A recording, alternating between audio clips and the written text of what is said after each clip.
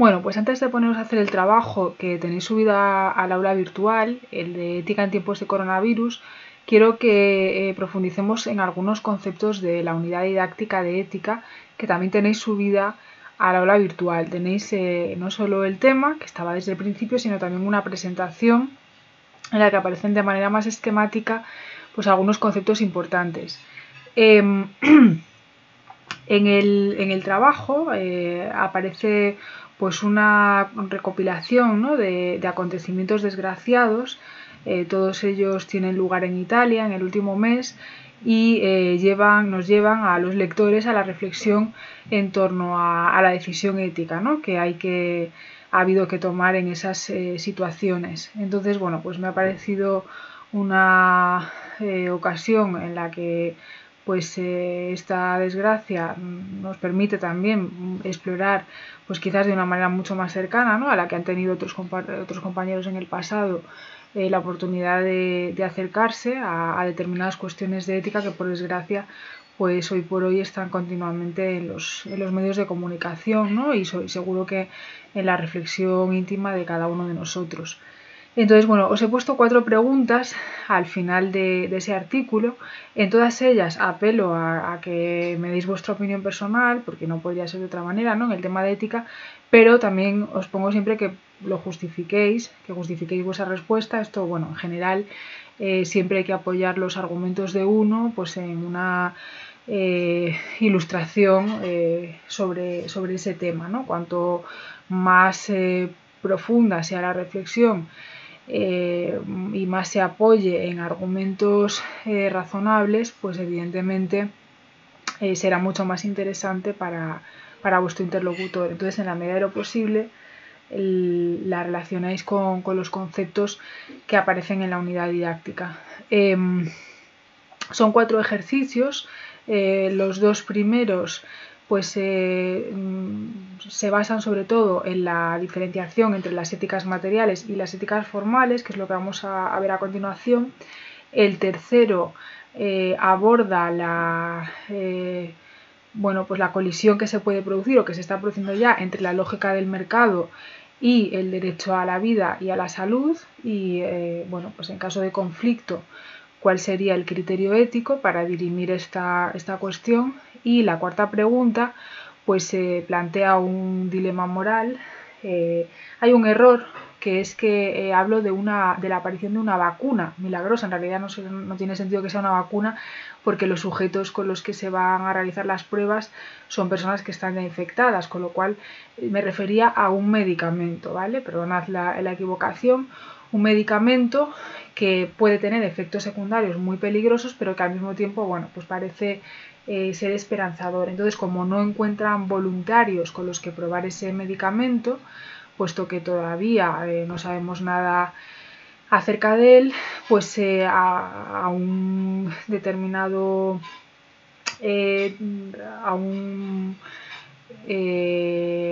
pues podría ser, no sé, un político o un gestor, se le ocurre la posibilidad de planteárselo a condenados que están a presos que están en la cárcel, a cambio de pues conmutarles la pena o rebajársela sustancialmente por servicios a la comunidad. Entonces, bueno, también me gustaría que reflexionarais sobre si esa propuesta, caso de producirse, sería ética.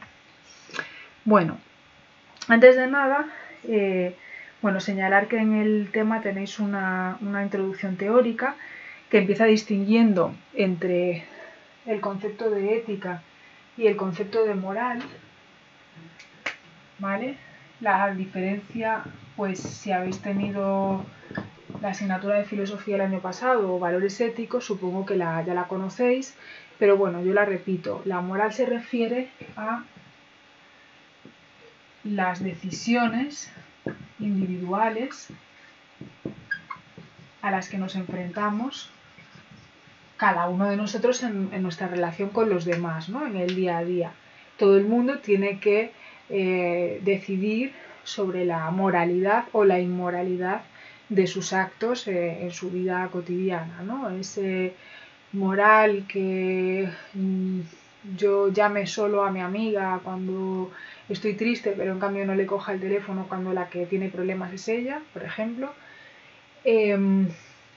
La ética, en cambio, es la disciplina, la asignatura, si lo queréis ver así, que estudia las distintas teorías que se han propuesto en torno a las decisiones morales. Es decir, la moral, digamos que es una cuestión que nos interpela necesariamente a todos los seres humanos por el hecho de ser humanos, ¿vale?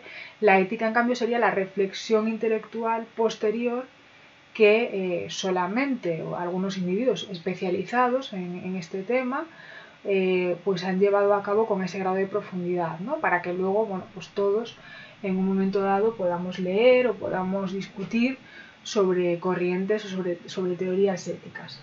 Bueno, dicho esto, también hay una cosa interesante que se señala en los apuntes, y es que el origen etimológico de cada uno de estos conceptos es distinto. De hecho, la palabra ética proviene del griego y moral proviene del latín, pero en su significado etimológico pues nos encontramos con que tienen mucho en común, ¿no? Con que las dos vienen de un término parecido a guarida, a refugio, lugar en el que buscar, ¿no? en el que buscar un refugio, en el que estar a salvo, lo cual es también bastante interesante, ¿no? Sería como si la moral o la ética nos dotasen de unas raíces, ¿no? De unos pilares sobre los que apoyarnos, sobre los que sentirnos seguros en nuestras maniobras de tipo, eh, moral. Y bueno, y señalar también que no es casual que la moral y la costumbre estén tan relacionadas, ¿no? En latín, mos moris tiene que ver con costumbre, y esto no se le pasa inadvertido a Nietzsche, ¿no? que se va a encargar de evidenciar cómo pues, los valores morales que hoy por hoy son considerados los adecuados, ¿no? Los buenos, en un primer momento también fueron nuevos y por lo tanto desacostumbrados y por lo tanto malos. Es decir, para Nietzsche lo que hace que una acción sea considerada justa o injusta, moral o inmoral, no es una cualidad intrínseca a dicha acción, sino el hecho de que estamos más acostumbrados a que nos hayan repetido el suficiente número de veces que así es como se han de hacer las cosas, ¿vale? Esto con respecto a la introducción, y a partir de aquí ya podemos pasar a lo que nos interesa para el tema, que es la diferencia entre las éticas materiales y las éticas formales. Antes de nada, ¿quién establece por primera vez esta diferencia? Pues cómo no, va a ser Kant, quien lo va a hacer en el siglo XVIII. ¿Vale? Kant va a ser el autor que separa las éticas materiales hasta la aparición de la crítica de la razón práctica de Kant. Todas las éticas anteriores se pueden considerar éticas materiales de, como digo, las éticas formales. Y a ver, que me estoy fijando que el color verde no parece que no se ve demasiado bien.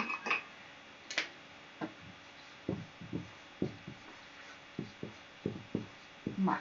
Kant es el principal representante de las éticas formales.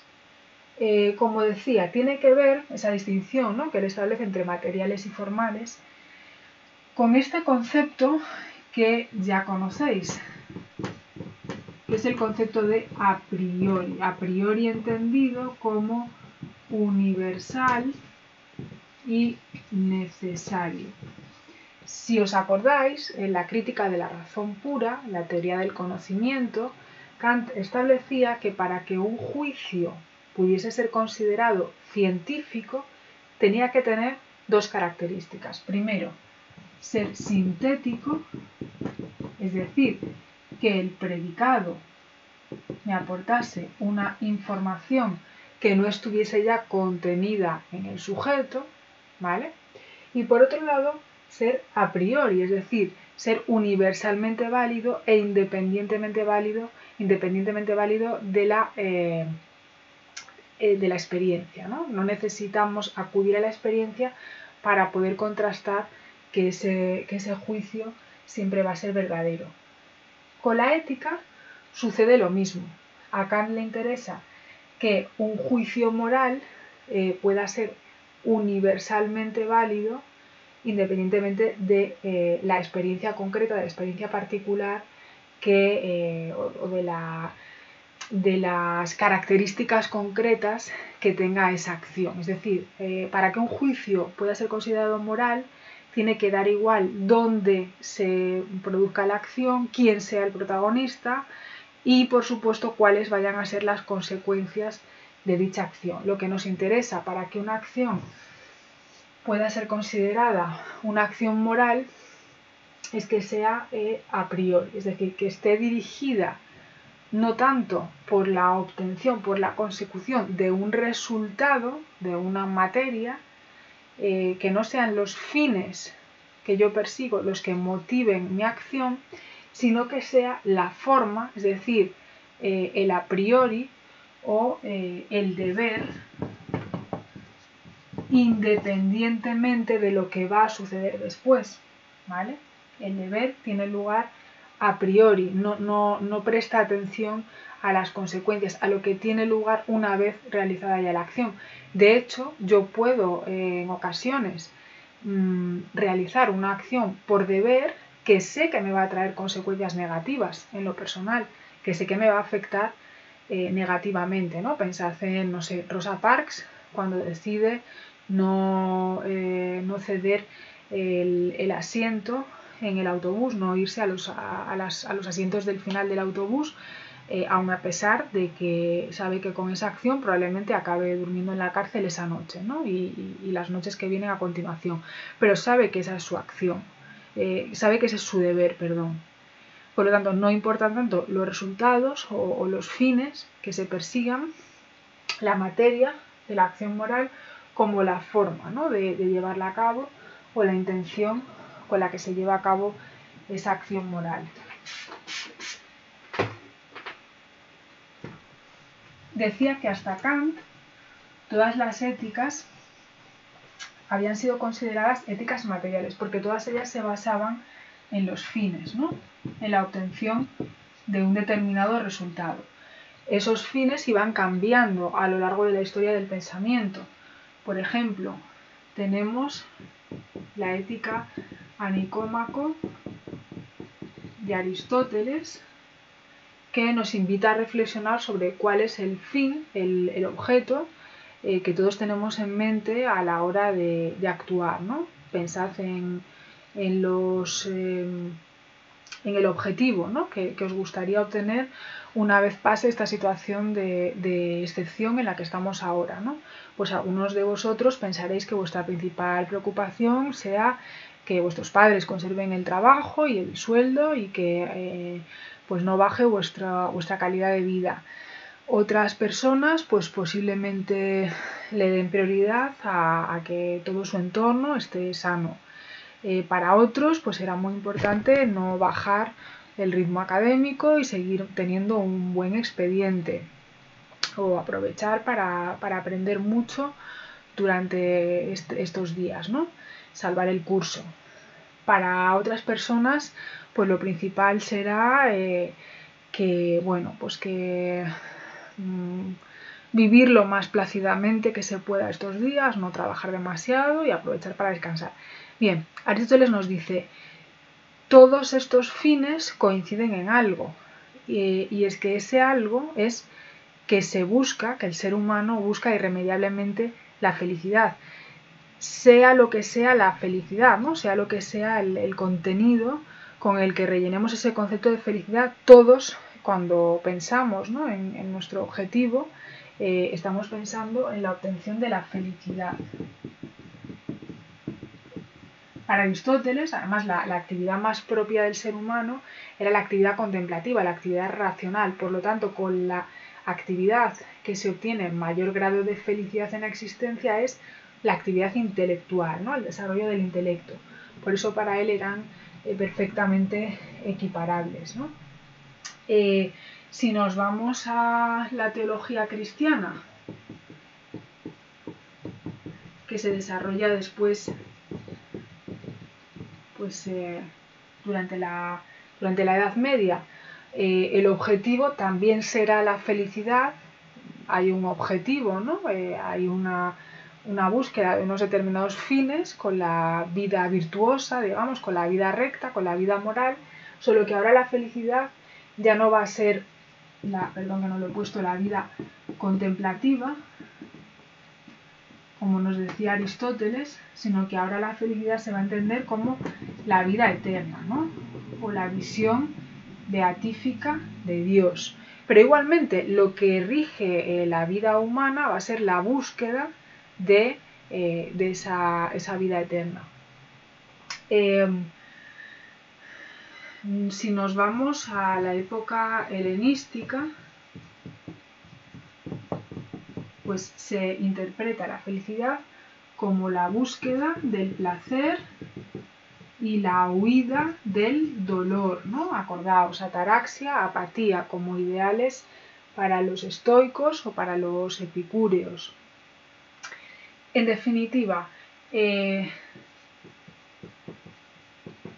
llegamos al utilitarismo todo el tiempo persiguiendo fines, ¿no? Buscando resultados. Para el utilitarismo, el fin a perseguir sería, voy a buscar una palabra alternativa, el mayor grado de bienestar social posible, es decir, el mayor grado de bienestar para el mayor número de personas posibles, ¿no?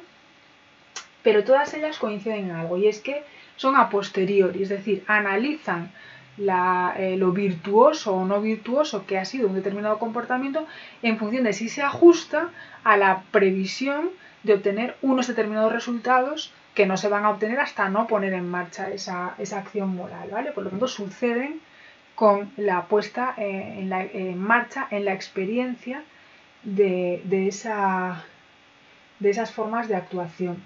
Tienen algo muy diferente, por lo tanto, a la ética kantiana, ¿no? A la ética formal de la que nos habla Kant, y es que para él lo más importante es el a priori, ¿no? Como decíamos. Bueno.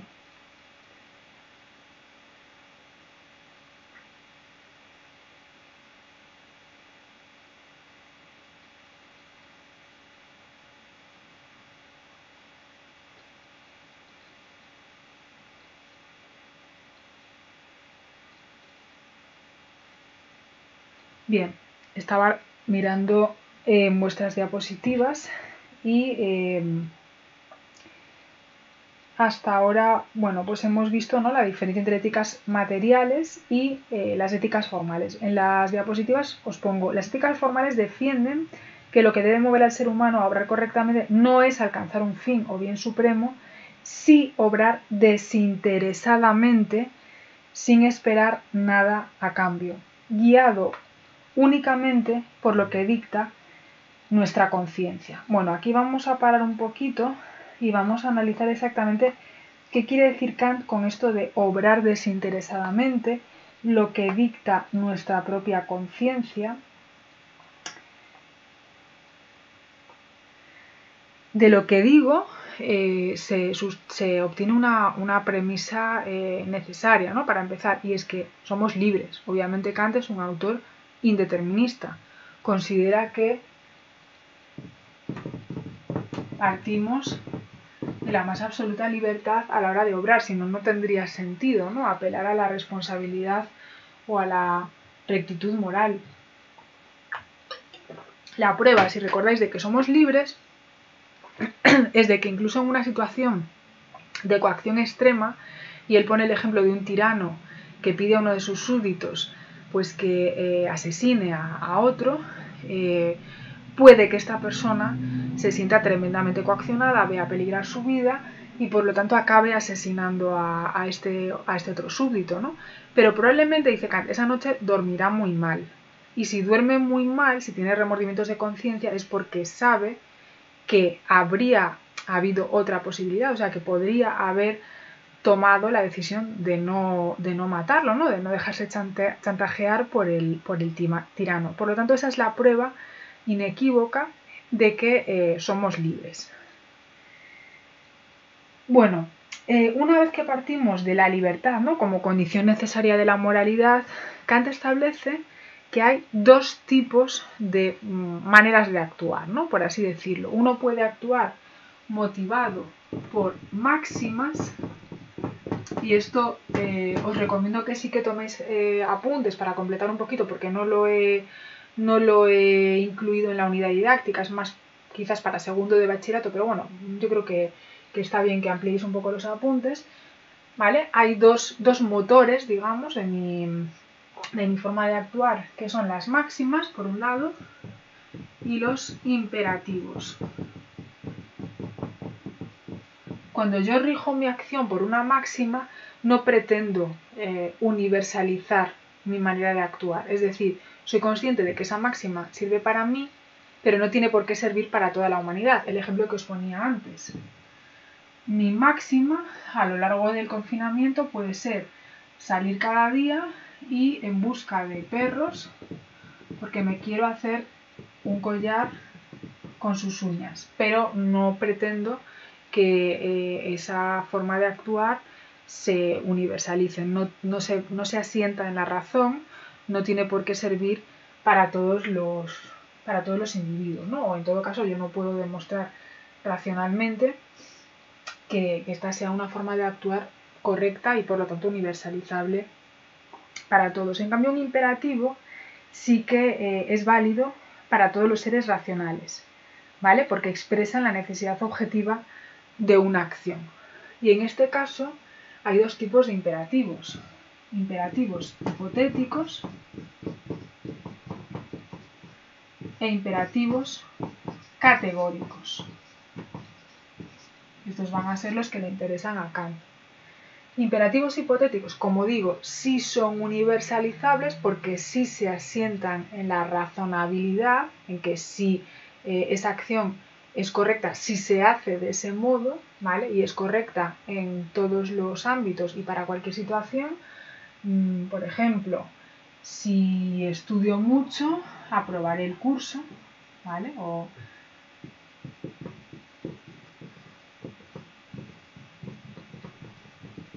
En este caso, yo estoy estudiando porque persigo un determinado fin, que es el aprobado, ¿vale? Esta acción es universalizable, se basa en la razón, nadie puede demostrar la irracionalidad, ¿no?, de esa acción. En cambio, no es un imperativo categórico. Un imperativo categórico sería estudio porque es mi deber estudiar.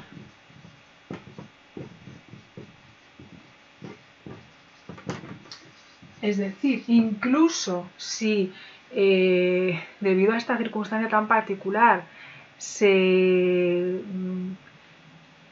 extendiese la noticia de que va a haber aprobado general, que no lo va a haber, ¿vale? Solo es una hipótesis de trabajo, yo sigo estudiando.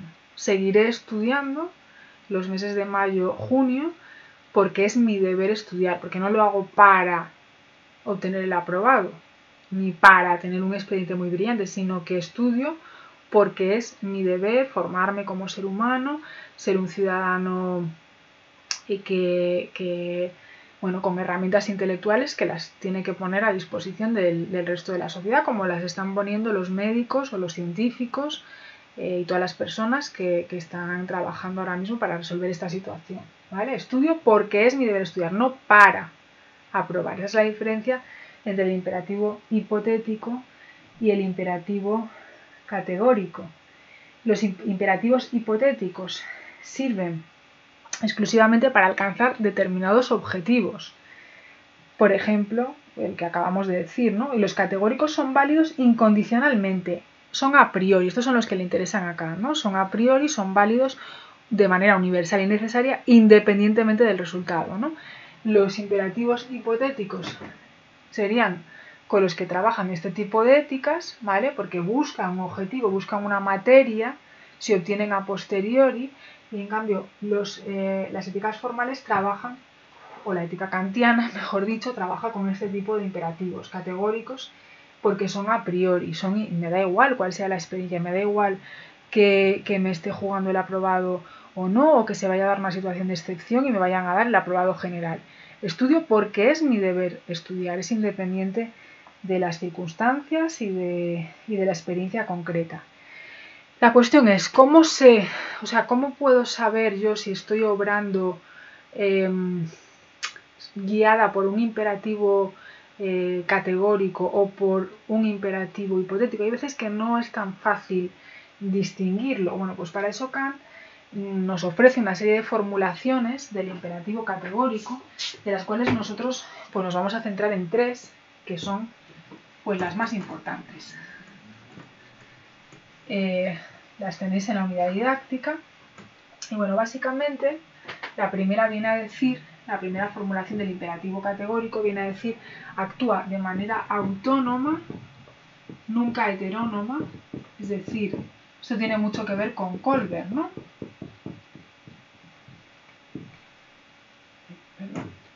Heterónoma. El que está en el nivel preconvencional, ¿no? En el estadio 1 o 2, que se mueve por el castigo o por el miedo al castigo, perdón, o por la obtención de un premio o por gustarle a los demás y tal, esa persona está claro que está actuando de manera heterónoma, ¿vale? Nomos, norma, hetero, otro, ¿vale? Otro es el que me da las normas, no soy yo, no estoy decidiendo por mí misma, por lo tanto, no estoy negando mi libertad que sí que tengo, por lo tanto estoy convirtiéndome en una especie de animal, ¿no? Estoy despreciando mi parte racional en aras de mi animalidad, ¿no? Que diría Kant. Tengo que actuar con autonomía, ¿no? Es muy cómodo, ¿no? Ser un menor de edad, eterno, y dejar que sean otros los que decidan por mí, sea una religión, sea la ley, sean mis padres o sea mi profesor. Es muy cómodo dejar que otro sea el que decida por mí.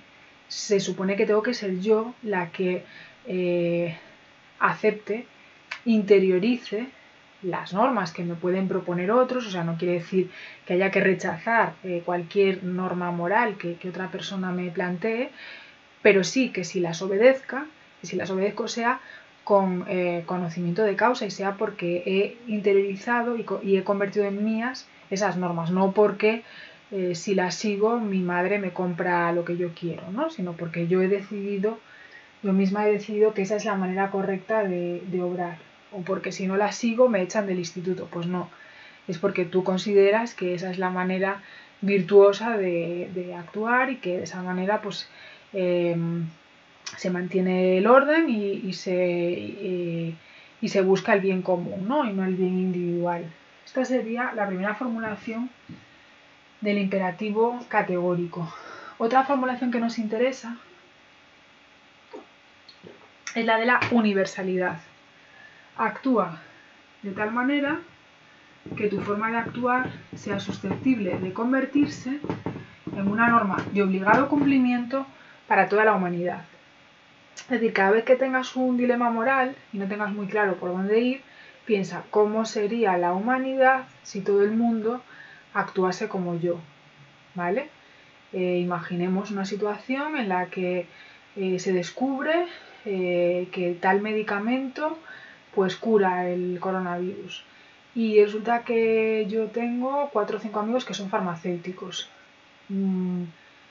¿Qué hago? Tengo un dilema moral. ¿Me intento hacer con el medicamento como sea, hacer acopio de ese medicamento o espero a que alguien ponga un orden y redistribuya ese medicamento en función de las necesidades que tenga cada individuo, ¿no? Pues ahí a lo mejor tengo miedo, ¿no? Y no sé cómo se debe actuar. El primer impulso es, bueno, pues voy a buscarme la vida y sálvese quien pueda, pero para eso tengo el imperativo categórico kantiano, ¿no? ¿Cómo sería el mundo si todos actuasen como yo? Si todos mañana saliesen a las farmacias como locos, ¿no? Desbocados a buscar ese medicamento como sea, pues al día siguiente no habría para nadie, probablemente, y sobre todo no habría para el que más lo necesita, con lo cual pues no estaríamos actuando de una manera en absoluto kantiana, ¿vale? Ni correcta, y que además, fijaos, es algo muy interesante, el mundo también sería un lugar peor para nosotros, no podemos salirnos del mundo y si actuamos de esa manera oportunista y egoísta,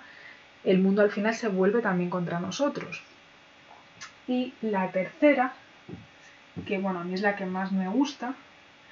Dice, no trates a los demás ni a ti mismo, y este ni a ti mismo es interesante, nunca solo como medios, sino también como fines en sí mismos. Es decir, todos tratamos a los demás como medios continuamente. Desde el momento en el que nuestro padre nos va a hacer la cena esta noche y nos la vamos a comer y vamos a disfrutar de ese plato, pues nuestro padre está siendo un medio para nuestra subsistencia, ¿no? Y para el placer. La cuestión es si nuestro padre pierde la capacidad de cocinar tan bien como lo hace, pues no le vamos a dejar mañana en el portal de casa y le quitamos las llaves, ¿no? Eh, Nuestro padre sigue siendo nuestro padre y cualquier ser humano, independientemente de si hay lazos con esa persona o no, es un ser humano independientemente de las cosas que haga por nosotros. Es decir, todos tratamos a los demás como medios. Eso no es malo. O sea, cualquiera que vaya al médico está tratando al médico como un medio. Cualquiera que tenga un profesor está tratando a su profesor cuando le da la lección como un medio. La cuestión es si solo tratamos a las personas como medios o también como fines. Si mi profesora se queda afónica, la sigo considerando un ser humano, considero que tiene dignidad y que tiene derecho a llevar una vida digna, aunque se quede sin voz y no pueda llevar a cabo su labor profesional durante un tiempo. O si el médico cae de baja y cae enfermo, pues debemos seguir considerándole un ser humano, ¿no? Y tratarle y curarle y cuidarle durante ese tiempo que no nos ofrece un servicio que todos necesitamos. ¿Vale? También a nosotros mismos, no debemos tratarnos a nosotros mismos solo como medios, sino como fines, es decir, mantén tu dignidad, ¿no? Habría que pensar pues en alguien que, no sé, se somete al escarnio público, a situaciones ridículas, que pierde toda la dignidad para ganar mucho dinero en un programa de televisión, pues se está tratando a sí mismo en ese momento solo como un medio para ganar mucho dinero, para volverse muy rico y muy famoso, pero pierde a cambio la dignidad, ¿no? Entonces, bueno, estas tres fórmulas pues nos pueden servir un poco como prueba de algodón para saber si, según Kant, estaríamos actuando de una manera virtuosa o no, ¿vale? Por lo tanto, además creo que son muy fáciles de aplicar, ¿no? A cualquier situación con la que nos encontremos, con la que podamos tener dudas y son, como digo, pruebas irrefutables, ¿no? Entonces os invito a pensar en las preguntas que os hago en el trabajo, a aplicar esa triple formulación para saber si estamos ante una ética material, formal, si estamos actuando de una manera moral o no. Y ya casi para terminar, hay otra distinción que también nos propone Kant muy interesante entre esta sí que aparece en los apuntes, entre obrar por deber y obrar conforme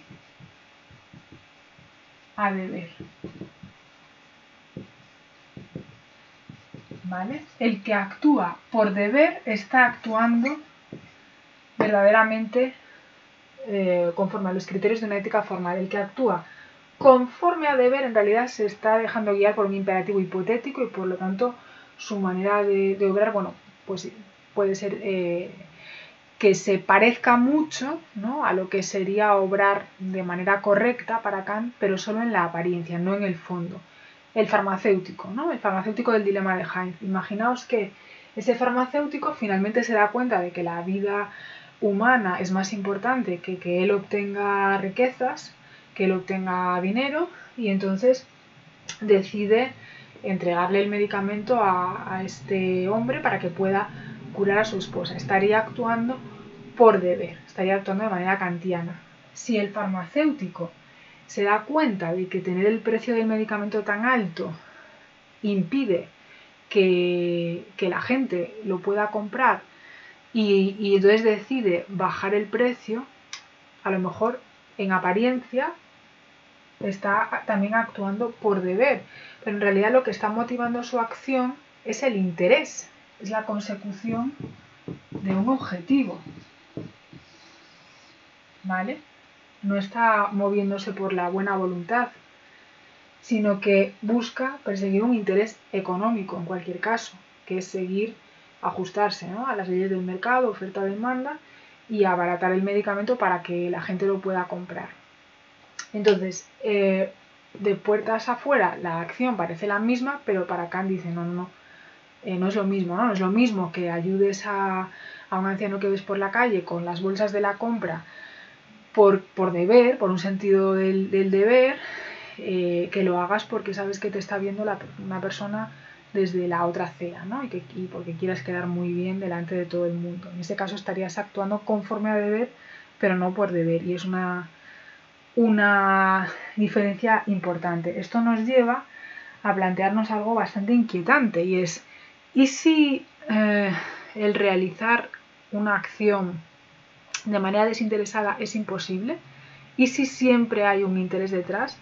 ¿Y si el considerar que uno está actuando por buena voluntad produce ese placer que en última instancia constituye ese interés, esa finalidad, ese resultado del que quería huir Kant? Es decir, ¿es posible actuar kantianamente? Bueno, pues es una pregunta que os dejo ahí para reflexionar, y que en todo caso, bueno, pues aunque fuese así, ¿no?, aunque no pudiésemos nunca evitar el obtener algún tipo de placer interesado, ¿no?, de las acciones morales, pues eso no degradaría, ¿no? Si uno actúa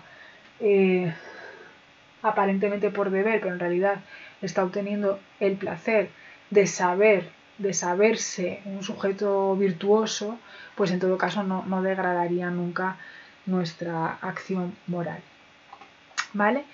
Bueno, dicho esto, os invito a ver el dossier con el artículo de prensa, con las 4 preguntas, y a incluir en vuestras respuestas el mayor número de conceptos de la unidad didáctica, siempre y cuando sean pertinentes, o sea, tampoco los metáis por rellenar, pero sí a intentar, bueno, profundizar en el análisis y al menos a poner en marcha estas herramientas conceptuales que yo creo que os pueden servir para reflexionar bastante. Venga, que todo siga bien, y para cualquier cosa estoy en el correo durante las vacaciones.